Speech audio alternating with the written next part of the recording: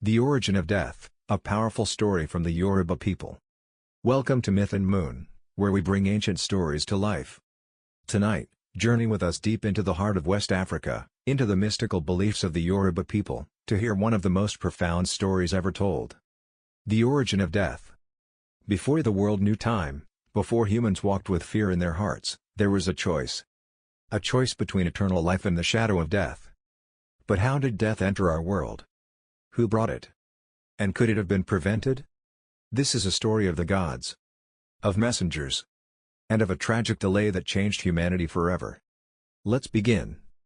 To understand this tale, we must first understand the world of the Yoruba. The Yoruba people, found today in southwestern Nigeria and parts of Benin and Togo, believe in a great pantheon of gods and spirits called the Orisha. At the center of it all is Olodumare, the supreme creator, the source of all life, light, and destiny.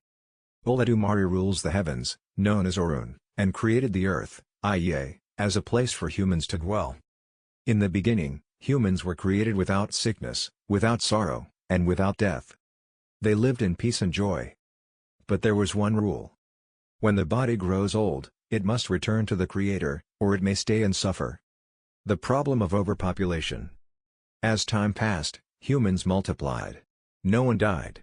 The earth became crowded.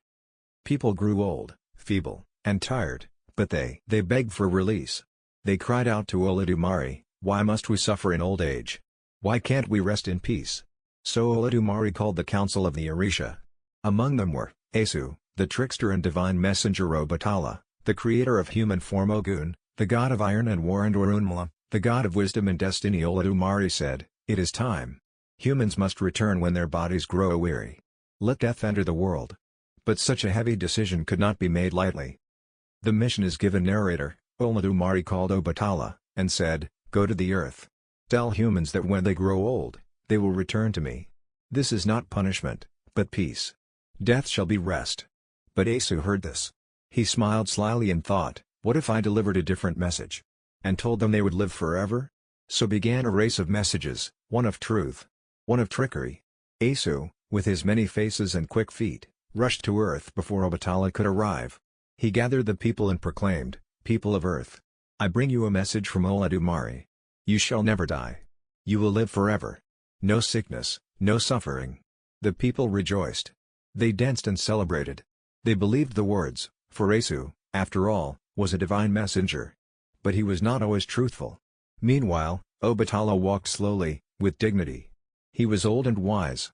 And by the time he arrived, it was too late. The people laughed when he told them about death. We will not die." Consequences of confusion. Olodumare was furious. The message had been corrupted.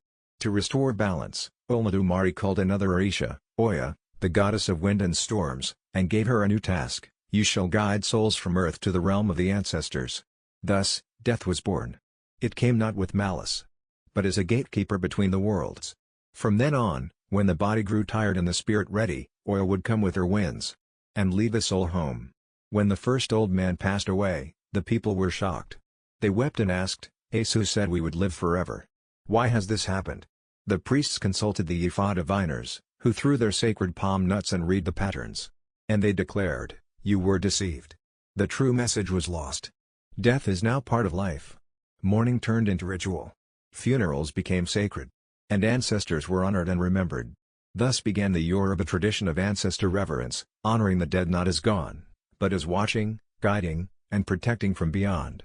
Underscore this tale, told for generations, teaches many things. That miscommunication can change destiny. That even the gods are fallible. That death is not the end, but a return. That life gains meaning because it ends. The Yoruba people say, "The world is a marketplace. We are all just passing through." It's a reminder that our time here is short, and we must live with peace. And so ends the story of how death came into the world, not as punishment, but as peace. The tale of Esu's trick, Obatala's delay, and Olodumare's decision reminds us that life and death walk hand in hand. We are born from the dust, and to the dust we return, but in between, we live, love, and leave stories behind. Thank you for listening. If you enjoyed this story, don't forget to like, subscribe, and share for more epic African tales. Join us next week, as we explore another powerful myth from the heart of the continent. Until then, may the ancestors guide your steps.